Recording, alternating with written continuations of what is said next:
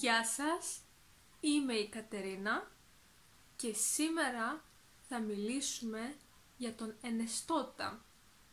Σήμερα θα δούμε τον ενεστώτα των ρημάτων, της ενεργητικής αλλά και της παθητικής φωνής, γιατί εσείς μου το ζητήσατε. Ξεκινάμε λοιπόν. Χρησιμοποιούμε τον ενεστώτα για να μιλήσουμε για ένα γεγονός ή μία κατάσταση που συμβαίνει την ώρα που μιλάμε. Για παράδειγμα, η Μαρία βλέπει τηλεόραση, δηλαδή τώρα βλέπει τηλεόραση. Ή ο Γιώργος ετοιμάζεται για το πανεπιστήμιο, δηλαδή τώρα ετοιμάζεται για να πάει στο πανεπιστήμιο. Για ένα γεγονός ή κατάσταση που αποτελεί μία συνήθεια ή είναι μία γενική αλήθεια. Για παράδειγμα, αυτός πάντα πλένει τα χέρια του πριν το φαγητό. Δηλαδή είναι μία συνήθεια που κάνει, να πλένει τα χέρια του κάθε φορά πριν το φαγητό. Ή η γη γυρίζει γύρω από τον ήλιο. Αυτό είναι μία γενική αλήθεια. Επίσης, χρησιμοποιούμε τον ενεστώτα για να μιλήσουμε για ένα γεγονός ή μία κατάσταση που άρχισε στο παρελθόν αλλά εξακολουθεί να συμβαίνει στο παρόν.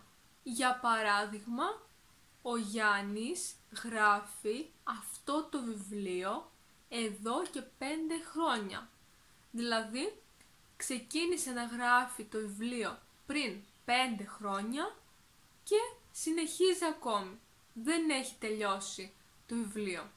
Ή η Ελένη εργάζεται σε αυτό το κατάστημα από το 2000. Δηλαδή, εργάζεται από το 2000 ως σήμερα. Αφού είδαμε πότε χρησιμοποιείται ο ενεστώτας, τώρα θα δούμε πώς σχηματίζεται ο ενεστώτας. Για να σχηματίσουμε τον ενεστώτα, κάνουμε το εξής. Χρησιμοποιούμε το θέμα του ενεστώτα. Για παράδειγμα, δεν, αγάπ, ενόχ. Και μετά προσθέτουμε τις καταλήξεις του ενεστώτα. Στην ενεργητική φωνή έχουμε τα εξής ρήματα. Δένω, αγαπάω ή αγαπώ και ενοχλώ. Ενώ στην παθητική φωνή έχουμε δένομαι, αγαπιέμαι, ενοχλούμε. Ας τα δούμε τώρα πιο αναλυτικά.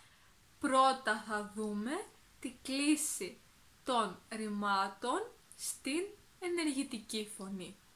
Ξεκινάμε με τα ρήματα της πρώτης συζυγίας που κλείνονται ως εξής. Για παράδειγμα, έχουμε το ρήμα δένω και γίνεται εγώ δένω, εσύ δένεις, αυτός, αυτή, αυτό δένει, εμείς δένουμε, εσείς δένετε και αυτοί, αυτές, αυτά δένουν ή δένουνε. Περνάμε στα ρήματα της δεύτερης συζυγίας που κλείνονται ως εξής. Έχουμε την πρώτη ομάδα και το ρήμα αγαπάω, αγαπώ και κλείνεται ως εξής. Εγώ αγαπάω ή αγαπώ. Εσύ αγαπάς. Αυτός αυτή, αυτό αγαπάει. Εμείς αγαπάμε. Εσείς αγαπάτε. Αυτοί, αυτές, αυτά αγαπάνε ή αγαπούν. Και στη δεύτερη ομάδα έχουμε το ρήμα ενοχλώ. Εγώ ενοχλώ. Εσύ ενοχλείς. Αυτός, αυτή, αυτό ενοχλεί. Εμείς ενοχλούμε. Εσείς ενοχλείτε. Αυτοί, αυτές, αυτά ενοχλούν ή ενοχλούνε.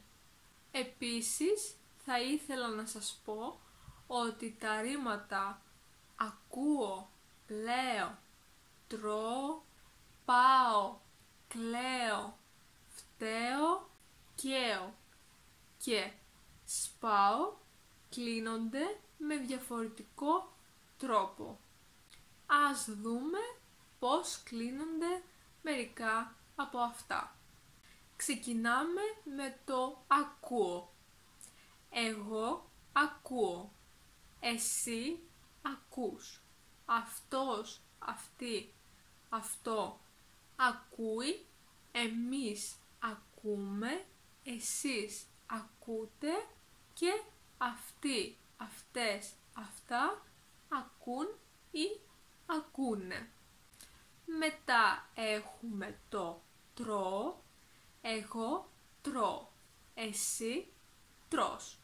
Αυτός, αυτή, αυτό τρώει. Εμείς τρώμε. Εσείς τρώτε. Αυτοί, αυτές, αυτά τρώνε. Ακολουθεί το ρήμα κλαίω. Εγώ κλαίω.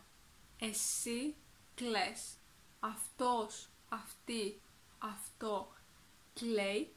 Εμείς κλαίμε. Εσείς κλαίτε. Αυτοί, αυτές, αυτά κλαίνε. Επίσης έχουμε το ρήμα πάω. Εγώ πάω. Εσύ πας. Αυτός, αυτή, αυτό πάει. Εμείς πάμε. Εσείς πάτε.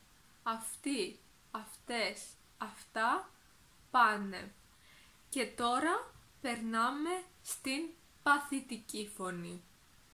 Τα ρήματα της πρώτης συζυγίας της παθητικής φωνής κλείνονται ως εξής. Για παράδειγμα έχουμε το ρήμα πλένομαι. Εγώ πλένομαι. Εσύ πλένεσαι. Αυτός, αυτή, αυτό πλένεται. Εμείς πλενόμαστε. Εσείς πλένεστε ή πλενόσαστε. Αυτοί, αυτές, αυτά πλένονται. Τα ρήματα ακούω, λέω, τρώω, κλαίω και καίω σχηματίζουν τον ενεστώτα της παθητικής φωνής με ένα γάμα πριν από την κατάληξη όμε. Δηλαδή, ακούω, ακούγομαι, τρώω, τρώγομαι, λέω, λέγομαι, κλαίω, κλαίγομαι, καίω, καίγομαι. Και τώρα ας δούμε τη κλίση των ρημάτων της δεύτερης συζυγίας της παθητικής φωνής. Ξεκινάμε με την πρώτη ομάδα και το ρήμα αγαπιέμαι. Εγώ αγαπιέμαι. Εσύ αγαπιέσαι. Αυτός, αυτή, αυτό αγαπιέται. Εμείς αγαπιόμαστε. Εσείς αγαπιέστε ή αγαπιόσαστε. Αυτοί, αυτές, αυτά αγαπιούνται. Και στη δεύτερη ομάδα έχουμε το ρήμα ενοχλούμε. Εγώ ενοχλούμε. Εσύ ενοχλείσαι. Αυτός, αυτή, αυτό ενοχλείται. Εμείς ενοχλούμαστε. Εσείς ενοχλείστε. Αυτοί, αυτές, αυτά ενοχλούνται. Επίσης θα ήθελα να σημειώσω ότι τα ρήματα σε άμε, δηλαδή τα κοιμάμαι, φοβάμαι, θυμάμαι και λυπάμαι, κλείνονται με διαφορετικό τρόπο. Δηλαδή κλείνονται με το εξής τρόπο. Έχουμε το ρήμα κοιμάμαι.